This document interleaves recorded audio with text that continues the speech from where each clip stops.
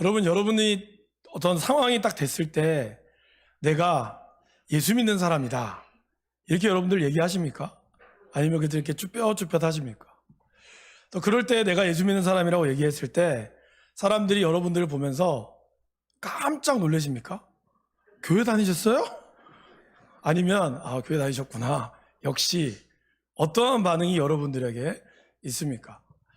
우리가 교회를 다닌다는 것 단순히 그냥 어느 기관과 건물을 다닌 것과는 전혀 다른 것이 바로 신앙생활을 하는 것입니다. 그래서 소위 요즘에 예수쟁이다 이런 말이 참 부정적으로 들리는 이때에도 우리가 정말 예수쟁이다라는 말을 우리가 들을 수 있어야 한다라는 것이죠.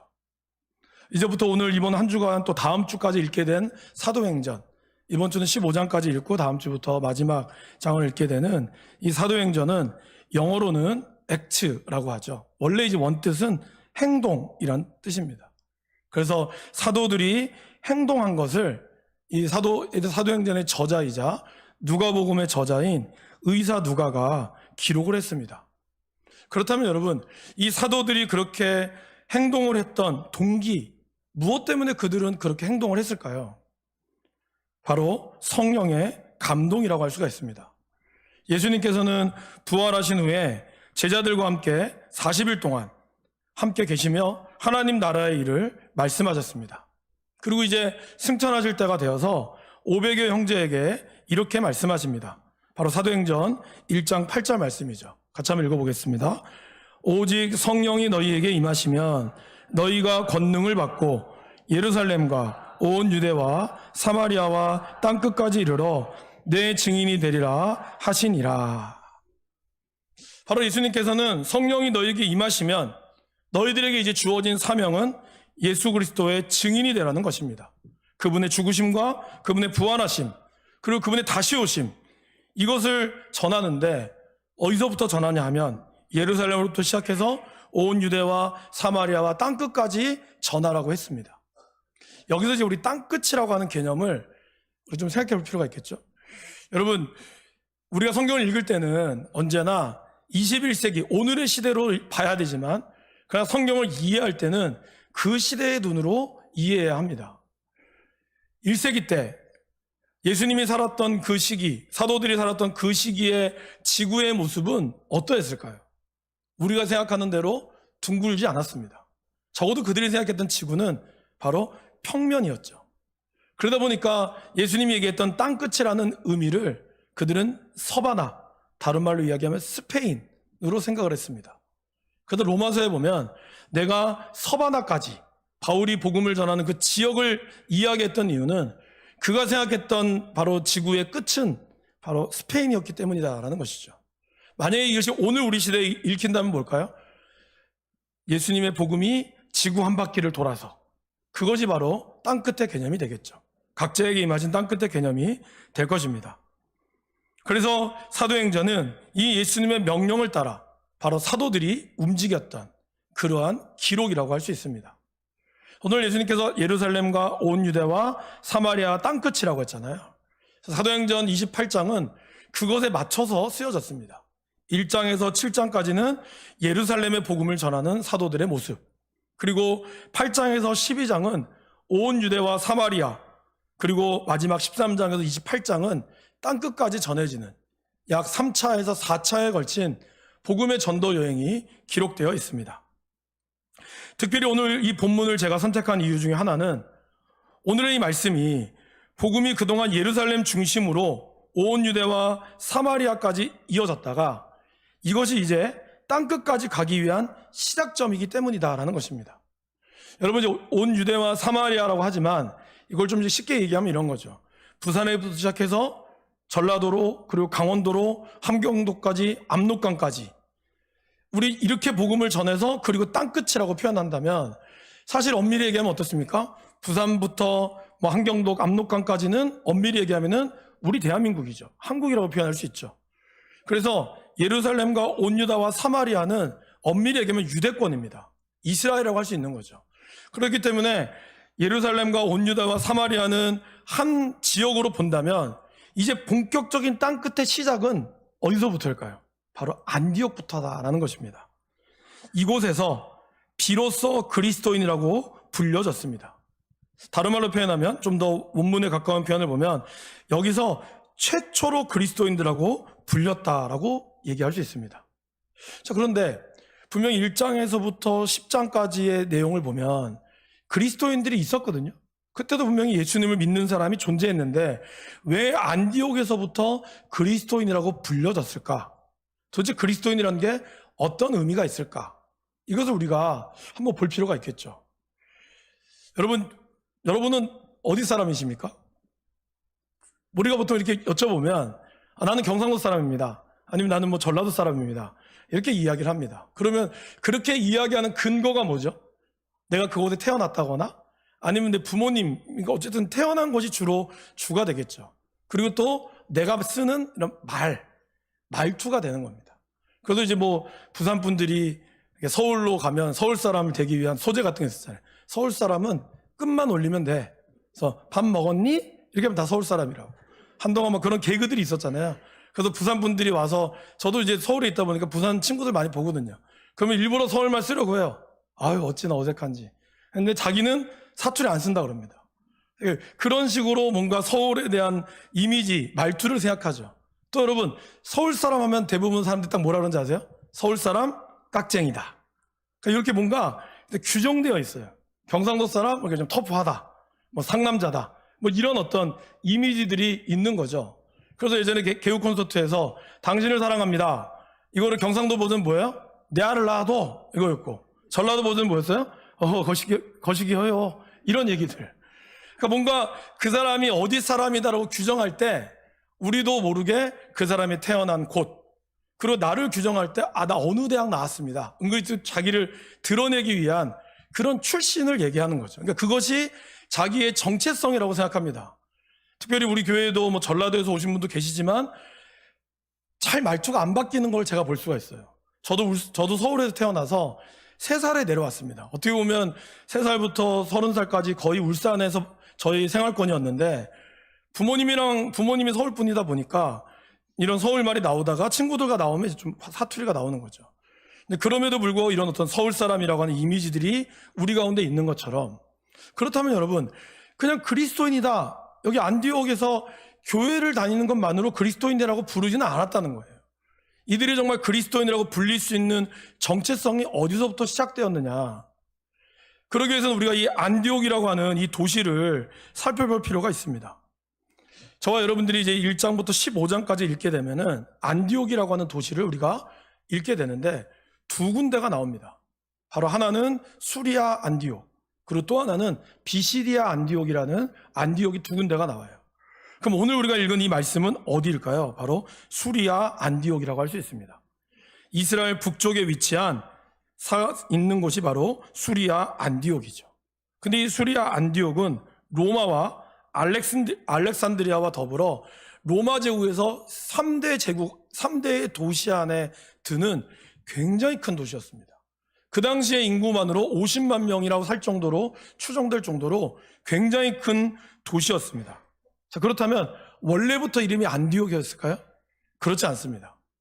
이 안디옥이라고 이름을 불리는 이유는 알렉산드리아 대왕 때, 알렉산드리아 대왕이 죽고 나서 4명의 이 부하들이 나라를 이렇게 4등분하게 되죠. 그 중에서 한 사람이 셀류쿠스 1세라고 하는 사람이 나라를 차지하게 됩니다. 바로 이 지역을 차지하게 돼요. 근데 이 도시가 굉장히 중요한 도시라는 걸 알고 여기를 어떤 거점으로 삼아서 도시로 발전을 시킵니다. 그러면 이제 새로운 도시니까 이름을 생각해야겠죠? 그때 그가 생각했던 이름이 자기 아버지의 이름을 딴 안티오쿠스라고 하는 그 이름을 따서 이 도시를 안디옥이라고 불렀습니다. 그래서 이 도시는 안티오쿠스의 어떤 수호신, 아버지의 수호신이 지키고 있고, 그리고 이 도시를 이제 지도를 한번 보여줄까요? 지도를 보시면 안디옥이라고 하는 도시가 혹시 잘 보이시는지 모르겠습니다. 여러분들 보시기에 눈으로 내려가는 쪽이 유대와 예루살렘 지역이고, 그리고 그 왼쪽이 구브로, 요즘으로 치르면 키프로스, 여행 좀 많이 다니시죠? 거기에 있는 지역이고, 그리고 거기에 큰 바다가 바로 지중해라고 하는 바다입니다. 그 여러분들 보는 이 왼쪽 방향이 그리스 로마죠. 그래서 딱 봐도 저 수리아 안디옥 지역은 그리스 로마와 그리고 중간에는 바다와 그리고 수리아 안디옥 여러분 보는 오른쪽 지역은 바로 한때 발전했던 바벨론의 문명이 있는 곳입니다. 그래서 이 세 개가 가나안 땅, 그리스 로마 그리고 바벨론 땅이 딱 뭉쳐지는 그곳이 바로 수리아 안디옥 지역이기 때문에 굉장히 전략적으로 중요한 도시입니다. 조금 더 올라가면 튀르키예가 나오죠. 그러게 이곳에는 많은 인종들이 몰려있게 되었습니다. 헬라인들, 로마인들, 유대인들. 특별히 셀루쿠스 1세가 유대인들을 많이 모일 수 있도록 일부러 자리를 펼쳐 주었습니다. 그래서 이 지역이 많은 사람들이 모여있고 종교적인 자유가 있는, 좋게 얘기하면 종교적인 자유가 있고 다른 말로 얘기하면 다원주의적인 다신적인 신을 섬기는 지역이 바로 안디옥 지역이었습니다. 여러분 오늘 말씀을 시작을 이렇게 시작하죠. 그때 스데반의 일로 일어난 환란으로 말미암아.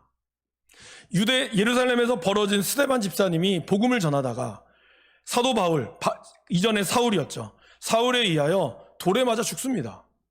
그것뿐만이 아니라 그러면서 대대로 예수 믿는 사람들을 숙청 작업을 펼쳤어요. 엄청난 박해가 일어나서 그때 사도들을 남겨두고 남은 사람들이 다 도망갔다고 표현합니다. 그러니까 우리로 치면 교회 목사와 저 이성희 목사님, 전우사님만 남겨두고 모든 성도들이 이 부산을 떠나서 뿔뿔이 흩어지게 된 겁니다. 교회적으로는 굉장한 위기를 맞이하게 된 거죠. 그래서 그들이 떠났던 여러 도시로 떠났지만 그 중에 이 안디옥이라고 하는 도시, 유다와 예루살렘에서도 그렇게 멀지 않고 그리고 다른 지역과는 좀 다르게 종교적인 자유가 어느 정도 있었던 이곳에 사람들이 정착하게 되었습니다. 또 이곳에는 약 한 5만 명, 한 2만 5천 명에서 5만 명 정도 되는 유대인들도 살고 있었습니다. 좀 익숙한 거죠. 그래서 수많은 사람들이 이 안디옥까지 피신을 했던 것입니다. 근데 여러분, 그들이 예수 믿는 것 때문에 어떻게 보면 죽음을 각오하고 떠났잖아요. 그러면 그곳에 가서도 생존을 위한 몸부림 때문에 어떻게 보면 좀 조심스러울 수밖에 없잖아요. 그런데 오늘 말씀에 보면 어떻게 되어 있죠? 이들이 주 예수를 전하기 시작했습니다.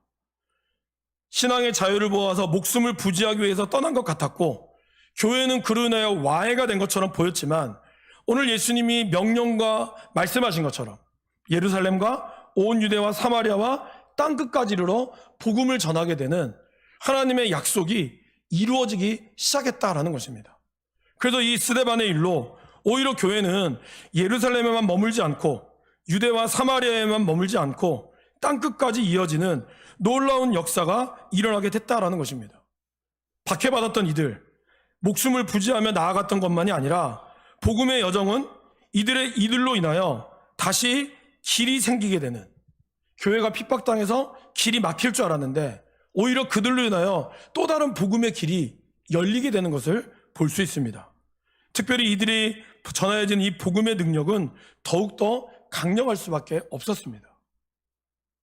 비닐하우스에서 이 자라고 키우는 두릅과 봄날 먹는 음식 있잖아요. 그리고 이런 자연에서 밭에서 키운 두릅을 제가 먹어본 적이 있어요.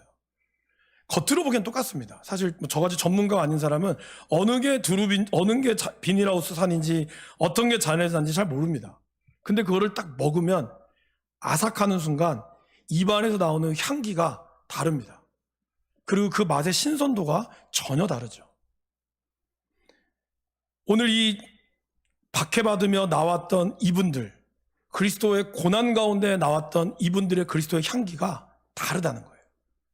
다른 사람과는 전혀 다른, 그 죽음을 무릅쓰고 형제자매의 죽음을 눈앞에 보면서도, 그래서 어쩔 수 없이 예루살렘을 떠나야 되는 상황 가운데서도 그들은 복음으로 멈춘 게 아니라 내가 예수 때문에 죽었으니까 다시는 예수를 안 전하리라, 이게 아니라 내가 예수 때문에 죽었으니 오히려 예수로 인하여 나 더 큰 소망을 발견하리라. 그래서 그들은 이렇게 더 안디옥에서 복음을 전하는 그러한 그리스도의 향기가 뿜어져 나오게 되었다라는 것입니다. 이것이 여러분 복음이 주는 생명력입니다. 복음은 잡초처럼 누르면 누를수록 그 복음의 은혜를 받은 사람들이 결코 가만히 있지 않는다는 거예요. 스데반의 이 죽음으로 인하여 다 교회는 와야 됐지만 오히려 떠난 그들이 각자의 삶의 자리에서 어디에서든지 하나님의 복음을 전했다라는 것입니다. 그렇다면 여러분, 오늘 이 안디옥에서 최초로 그리스도인들하고 불리게 된 이 이방 땅에 또한 최초로 교회를 세운 사람은 누구일까요? 그 말씀을 보시겠습니다. 20절에 보면 구브로와 구레네 몇 사람이 라고 표현하고 있어요. 놀랍게도 시작은 이름 없는 몇 사람이었습니다. 그리고 놀랍게도 시작은 바로 사도도 아니요, 그리고 다른 사람도 아니라 이름도 없이 빛도 없이 묵묵히 전했던 이름 없는 평신도들이 바로 이 안디옥 교회를 세웠다라는 것입니다. 제가 이 교회를 이 말씀을 읽으면서 우리 교회 50년사를 한번 좀 펼쳐봤어요. 오랜만에 다시 한번 보면서 가장 앞장을 봤습니다. 왜 우리 교회가 평화교회인가? 그걸 우리 편찬위원회에서 따님 되시는 선교사님한테 이제 물으면서 그분이 이제 그 옛 기억을 찾아서 얘기를 하더라고요. 그 찬양 가운데 평화로다 하늘 위에서 내려오네, 그 찬양을 이제 예배하는 중에 그 찬양을 따라서 우리 교회가 정말 평화로운 교회가 됐으면 좋겠다라고 하는 그 것으로 인해서 우리가 평화교회 되었습니다라는 이런 그 짧은 인터뷰의 내용을 또 읽었습니다. 거기에는 우리 교회가 이제 처음 하나영 목사님이 사가에서 지부에서 시작하고 이제 다시 이곳으로 옮겨진 그런 내용들이 있는데, 여기에는 이제 목사님과 그 가족들의 이름과 이야기가 나오지만 사실은 이름이 없는 분들도 많이 있어요.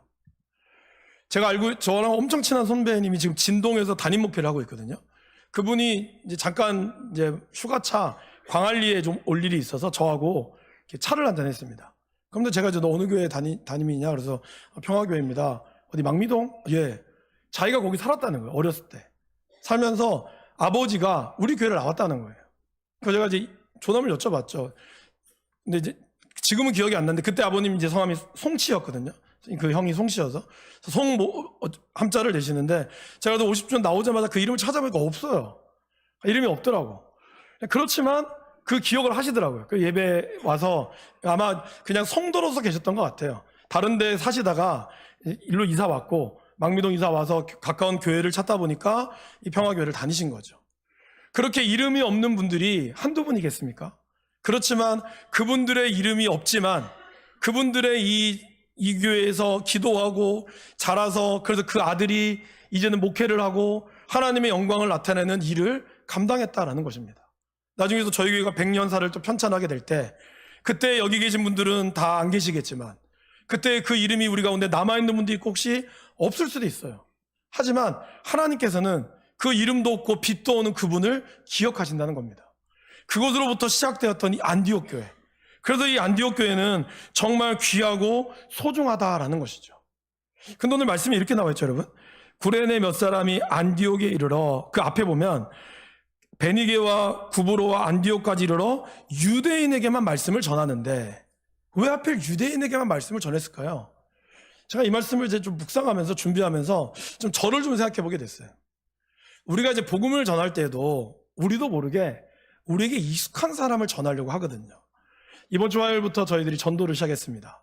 그래서 저도 이제 망미시장에 같이 나갔는데, 여러분 이번에 올림픽 하면서 양궁 선수들이 이렇게 양궁하는 거 많이 보셨죠? 거기 보면 양궁 선수들이 심박수가 체크가 됐습니다. 보셨어요? 그래서 심장이 얼마나 뛰나. 그래서 이제 막 심장이 막 많이 뛰는 사람들은 정말 그 심장 뛴 만큼 좀 관역이 빗나가기도 했어요. 근데 우리나라 선수들은 심장이 뛰어도 정확하게 맞추고 평온함을 유지하더라고요. 그만큼 이 화살을 쏜다는 이 5초에서 2, 3초의 그 시간이 얼마나 떨리겠습니까? 제가 화요일 날 전도를 나갔을 때 아마 저의 심장을 쟀으면 지금의 보다 2배, 3배는 뛰었을 거예요. 그만큼 전도를 나간다는 게 저에게 있어서도 굉장히 두려운 마음이 있어요. 기대감도 있지만. 그 전도를 다 나가잖아요? 그럼 여러분 전도를 어떤 사람한테 주는지 아세요? 관상을 봅니다. 저거를 받을 만한 인간인가? 아니면 안 받을 만한 사람인가? 그래서 딱 봤는데 인상이 무서워요. 그러면 안 줘요. 겁이 나거든요. 괜히 받다가 한 소리 들을까봐. 그래서 봤을 때 받을 만한 사람이잖아요? 그럼 주죠. 근데 그 사람이 거절하잖아요? 그럼 당황스러운 거예요. 내가 바라본 눈이 틀렸나? 그러니까 우리도 모르게 전도하지만 저는 좀 그래요. 전도할 때 저희도 모르게 이렇게 두렵고 떨리는 마음뿐만 아니라 나에게 익숙한 사람들에게 우리가 주게 됐다는 거죠. 아니면 이제 그것마저도 안 되면 얼굴 안 봅니다. 일단 줘요. 일단 주고 예수 믿으세요 하고 가는 거죠. 그만큼 막 떨릴 때가 굉장히 많거든요. 이번에 이제 캄보디아 선교를 다시 준비하면서 오늘 첫 모임인데 일주일부터 좀 잠을 못 잤어요. 두려운 거죠. 또 캄보디아 선교를 준비하는 마음이 기쁘면서도 어떻게 하나님 이루어 가실까? 어쩌면 이들이 와서 그들에게 익숙한 유대인들, 사실 언어도 안 통할 수도 있거든요. 그들에게 복음을 전한다는 게 결코 쉬운 일이 아니었다는 겁니다. 그런데 오늘 이름 없는 그 사람들, 무식하면 어쩌면 용감하다고 그분들이 헬라인에게도 복음을 전했다는 거예요. 사실 헬라인에게도 복음을 전한다는 게 여러분 그렇게 쉬운 게 아닙니다. 왜냐하면 이방인들과 접촉하지 말아야 되거든요. 오늘 이 말씀 앞에 11장 10장에 베드로의 이야기가 나오거든요. 여러분 가만히 읽어보시면 베드로도 이방인들에게 복음을 전하지 않았습니다. 왜요? 괜히 이방인들에게 복음을 전하다가 한 소리 들을까 봐. 그가 환상 가운데 보잖아요. 하나님, 내가 율법적으로 속되지 않은 것을 절대로 먹을 수 없습니다. 하나님 그러시거든요. 내가 먹으라고 한 것을 네가 속되다고 얘기하지 마라. 그러니까 하나님이 먹으라고 한 것 안에도 내 안에 율법이 있는 거예요. 내 안에 내가 가지고 있는 내 안에 선입견이 하나님 말씀을 순종하지 못하게 하는 거죠. 아니 사도가 그런데 일반 평신도는 오죽하겠어요? 그런데 오늘 너무 놀랍게도 일반 평신도 분들이 그냥 성도님이 그냥 전한 거예요. 헬라인에게. 근데 놀랍게도 어떤 일이 벌어지죠? 21절 보세요. 주의 손이 그들과 함께 하심에 수많은 사람들이 믿고 죽게 돌아왔다는 거예요. 사도들의 말씀에 전하는 게 아니라 그냥 이름 없는 사람들이 복음을 전할 때, 그들이 용기 내어 복음을 전할 때 하나님이 이 복음의 능력의 역사를 하나님이 보여주셨다라는 것입니다. 거기도 그친 게 아닙니다. 그 소문이 어디에까지요? 예루살렘에까지 퍼졌습니다. 안디옥에서 예루살렘의 거리가 480km 정도 되거든요. 그러니까 서울에서 부산 정도 거리가 되는 거예요. 여러분 지금이야 인터넷이 있으니까 안디옥의 부흥의 소식이 펼쳐지다 이러면 금방 퍼지겠죠. 그러나 그 당시에 안디옥에서 예루살렘까지 안디옥의 교회가 세워지고 이렇게 됐다는 것을 알리려면 이 영향력이 사람들의 입으로 내려와야 되는, 최소 빨라도 한 달 이상이 걸려야 되는 어마어마한 거리였다는 거예요. 근데 이 소식이 멈춰지지 않고 끝까지 나왔다는 거죠. 얼마나 복음의 영향력이 대단한지를 우리는 알 수 있습니다. 그러게 여러분, 오늘 이 복음은, 바로 안디옥의 복음은 사도 베드로가 전도해서 3,000명이 일어났던 역사도 아니고 이름도 없이 빛도 없이 성경에 기록되어 있지 않은 그 몇 사람의 복음을 전하는 그분들이 계셨기에 복음의 능력이 있었다라는 것입니다. 우리 교회도 그랬다는 거죠. 한 분 한 분의 삶이 각자의 삶의 자리에서 예수님을 증거할 때 바로 교회가 든든히 세워져 간다는 겁니다. 저는 그런 의미에서 참 목회자로서 성도님들이 너무 대단하신 거죠. 왜냐하면 제가 자라왔던 환경은, 저는 모태신앙은 아니지만 그래도 부모님이 예수님을 믿었고 저는 신학교를 다녔습니다. 일반 대학이 아니라. 그래서 어떻게 보면 술과 담배와는 좀 거리가 먼, 자연스럽게, 물론 술, 담배 하는 친구들이 있었지만 그분들이 뭐 대놓고 할 수 있는 분위기는 아니니까. 그리고 제가 했던 모든 환경들이 그랬습니다. 근데 여러분들은 어떠세요? 사실 여러분들은 여기서 열심히 신앙생활 하지만 또 세상에 나가면 예수 믿는 것과 믿지 않는 거에 괴리감을 느낄 수밖에 없는 환경 가운데 사시는 거거든요. 이번 주 금요일날, 지난 금요일날 찬양팀 모이면서 한 분이 정말 열심히 일해요. 담배도 안 하고 술도 안 하고 그렇게 정말 열심히 하는데 왕따를 당하시는 거예요. 그게 고민인 거예요. 진급도 잘 안 되고 일은 제일 잘하는데 분명히 회사에서 뭐 무슨 실적을 내면 1등부터 4등 안에 지금까지 한 번도 안 놓쳤는데 막상 사람들은 싫은 거예요. 왜? 술도 안 하고 담배도 안 하니까. 그런 가운데 어떻게 살아야 되나, 그 고민이 참 너무 귀하더라고요. 저는 이제 그런 걸 못 해봤으니까. 그런 가운데 저와 여러분들이, 또 여기 계신 분이 그것뿐만 아니라 여기 계신 분들 얼마나 그 고민하면서 살겠습니까? 그런 고민 가운데 있는 분이 너무 귀하고 저에게는 도전이 됩니다. 아마 이 안디옥 교회도 그랬을 겁니다. 근데 여러분, 제가 또 바라기는 여기서 여러분들이 멈추지 않기를 바랍니다. 왜냐하면 우리가 온전히 그리스도인으로 살기 위해서는 더 나아가야 될 것이 있다라는 거예요. 예루살렘 교회는 안디옥의 소문을 들었습니다. 그리고 구브로에서 태어난 바나바를 보내서 그들을 권면하고 위로합니다.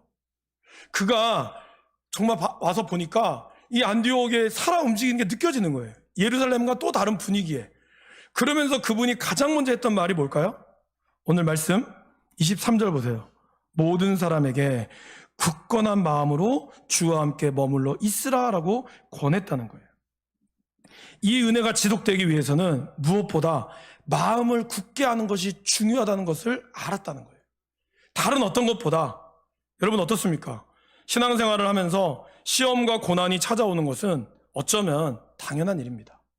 그런데 이 시험과 고난이 그것 자체가 어려움이 아니라는 거예요. 뭘까요? 그것을 바라보는 나의 마음이 중요하다는 거죠. 그래서 잠언 기자는 우리에게 이렇게 권면합니다. 모든 지킬 만한 것 중에 더욱 내 마음을 지키라. 생명의 근원이 이에서 남이라.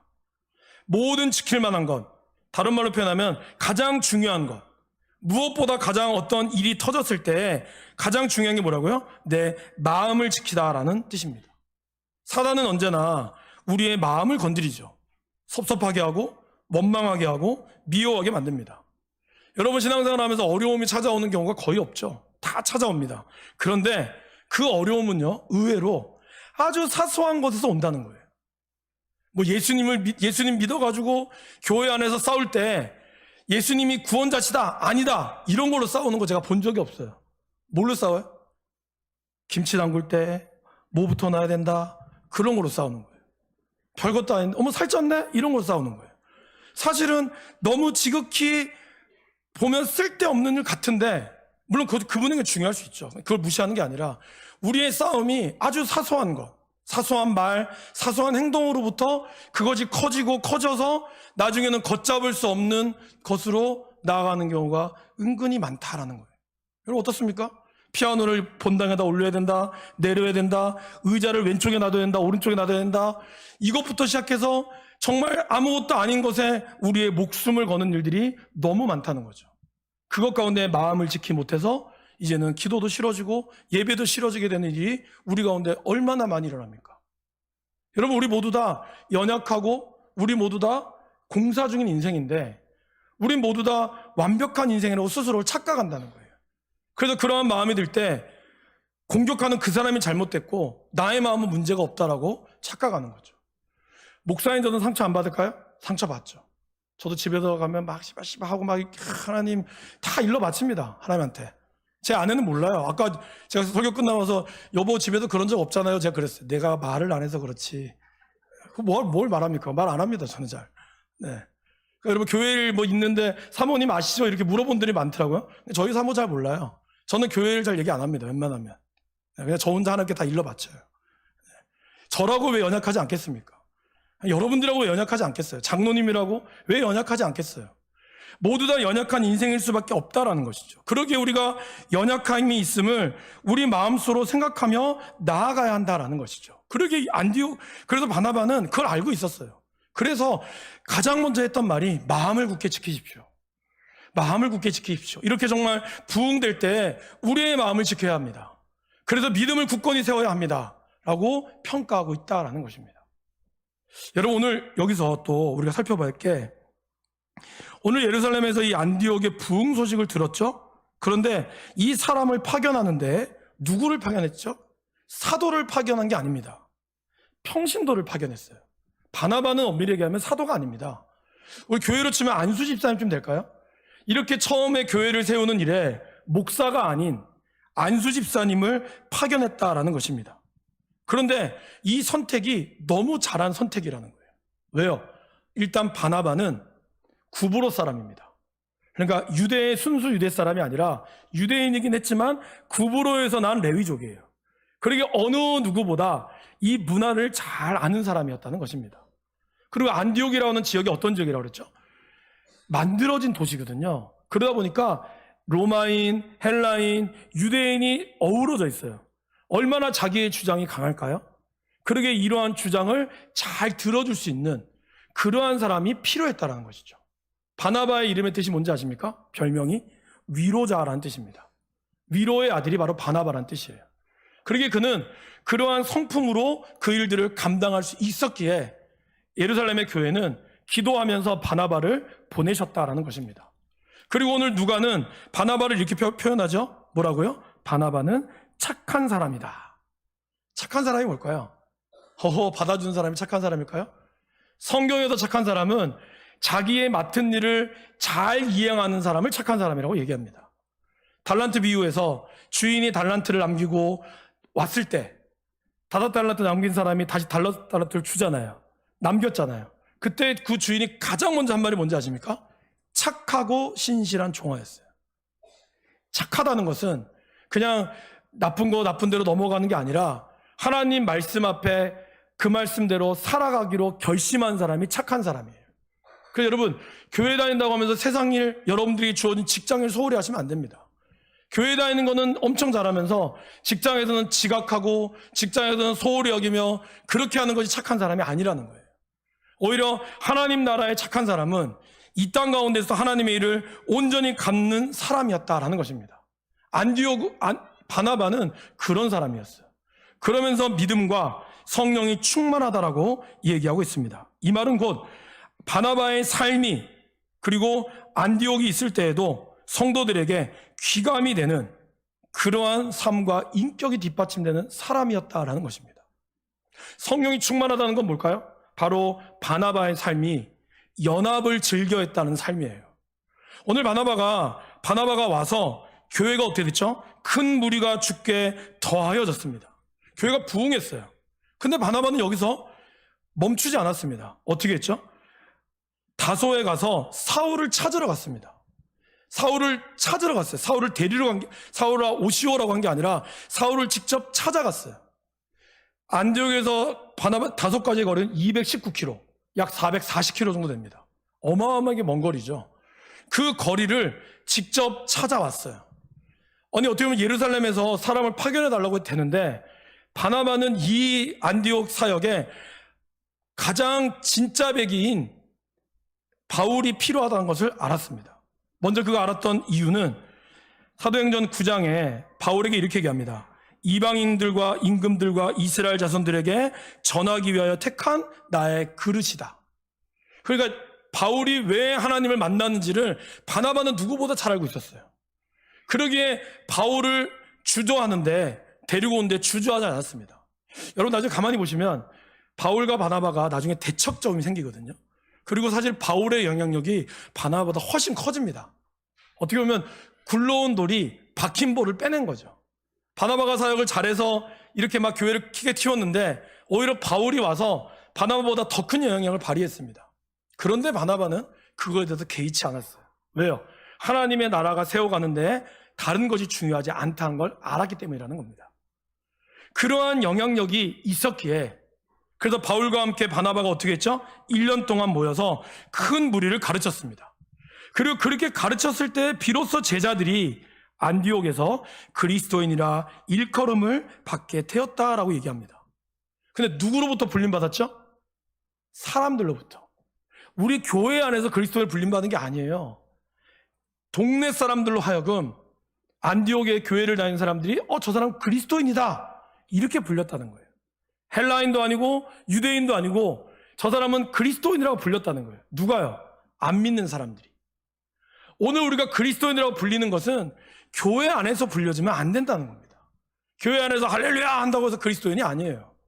세상에 나가서 여러분들이 예수쟁이다, 내가 예수쟁이라는 것이 사람들에게 불려질 때 그때 교회가 힘을 발휘하게 되고 그때 하나님의 나라가 세워지게 된다라는 것입니다. 그래서 저는 우리 성도님들이 사람들에게 예수쟁이라는 낙인이 찍히기를 바랍니다. 그러기 위해서는 우리 가운데 말씀의 양육이 필요하고요. 그리고 같이 동역하는, 이런 기꺼이 동역하는 마음이 필요하다라는 것입니다. 그리고 우리의 마음을 잘 지켜서 서로의 연약함이 있을지라도, 말의 실수가 있을지라도, 우리 가운데 행동의 실수가 있을지라도 그것 가운데 우리를 용납해주는 그러한 마음이 필요하다라는 것이죠. 그리고 교회가 어느 때보다 구제와 돕는 일을 힘써야 한다라는 것입니다. 읽지 않았지만 27절에서 30절에 선지자들이 예루살렘에 큰 흉년이 드러날 것을 예언합니다. 그리고 정말 큰 흉년이 일어나요. 근데 그때 안디옥에 있는 교회 성도들이 부조를 해서 예루살렘 교회뿐만 아니라 예루살렘 지역을 도와줍니다. 여러분, 예루살렘은 엄밀히 얘기하면 그들을 핍박했던 곳이잖아요. 원수 집안이거든요. 그들만 아니었으면 지금도 예루살렘에 살 텐데 이들 때문에 고생하고 있는 거잖아요. 그런데 그들이 그리스도인이었기 때문에 너무나 기꺼이 그들을 돕는 일을 주저하지 않았다라는 것이죠. 이것이 바로 진정한 그리스도인의 모습이다라는 것입니다. 말씀을 배우고 배운 말씀대로 살며 전도하고 그리고 어려운 이들을 돕는 구제와 선교의 삶을 살아갔던 것입니다. 그래서 우리가 여러분들이 저 사람 평화교회 다녀 이것만이 아니라 저 사람 진짜 예수뱅이다, 예수쟁이다, 그런데 믿으려면 저렇게 믿어라, 그러한 말을 우리가 들을 수 있기를 간절히 바랍니다.